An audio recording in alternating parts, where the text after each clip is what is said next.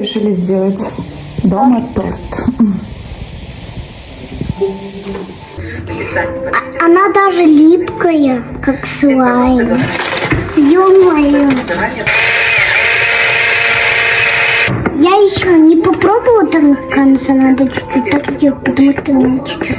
Очень-очень вкусно. Подожди. И далее Ага.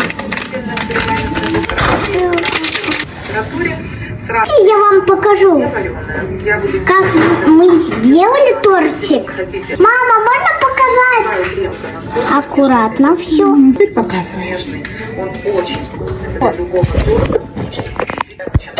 Да, как получилось у нас. Не Так мы. вкусно поднос, разделяю крем. Ты же не сможешь, она же выливается. Положи на место. Мы сделали торт по чуть-чуть. Надо там быстро сделать, поставишь что-то подобное, там будут какие-то. Умничка. Сейчас попробуем. Почему тогда не готовили торт? У мамы пластырь, я видела.